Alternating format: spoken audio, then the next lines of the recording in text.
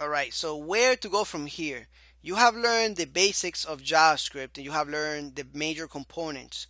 Now you are ready to start practicing. Nothing is gonna beat practice. You're gonna have to practice now. But the first thing that I want you to do is actually know where to get information when you need it. So let me show you the best place where you can get information about JavaScript from the owners, from the people that manage JavaScript. Right? This is where you're gonna go. So let's say, for example, let's look at it. Let's Mozilla developer. What you want to do is developer JavaScript, right? You want to search for these three keywords. When you click on it, you're gonna get this website here, developer.mozilla.org. And you know Mozilla, you know that they are the ones from that create Firefox, right? And we use Firefox for a lot of things, but well, not for a lot of things. It's our web browser, which is right here. Let's click on it. All right, and here you're gonna find all the information about JavaScript that you can imagine. They are the ones that maintain the language and create different stuff all the time. So let's say, for example, I want to learn. Let's just click on this button here, and I want to learn about expressions. We go here in operators, and we click. Let's click on functions, and then it's gonna let us know everything about functions. I mean, basically, they give you tutorials on this stuff. It's really great because they are the ones that create the language and they give you the best format and the right way of actually writing it. It's a whole bunch of code online that are not very good.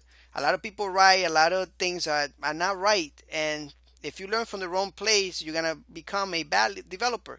You want to learn from the right places. And the people that maintain the language is the best place to go to get information. JavaScript is really powerful.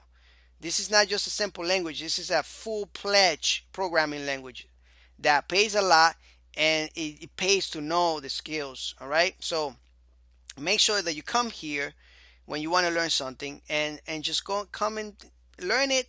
Copy the code and put it in your code editor and play around with it. Like I said before, nothing else is gonna beat practice. All right, you can watch all the tutorials in the world, but if you don't touch that mouse to make the code, to write the code, if you don't touch that keyboard and write the code and play around with it, you will never become good. Don't just watch the tutorials. Don't watch just the videos. Do it. Take your time and do it little by little. And if you don't understand it, do it 100 times until you do that. But don't skip a step and when you don't understand something. Make sure that you do understand it before you jump into the next. Make sure you get your functions, your loops, your arrays, your variables. Make sure you understand them very good. Once you understand that, then you can go ahead and jump into the other things. Make sure you do a lot of different functions with different functionalities, a lot of different loops, and play around with it. Look for it online. Look for different functions. So come here and search for things. All right. So, anyways, thank you so much. Again, I hope I was able to give you a value for your time, and I was able to give you some information that was valuable to you. Teaching you was a really great experience for me. And if you do have any questions, open a discussions. Let me know how am I doing.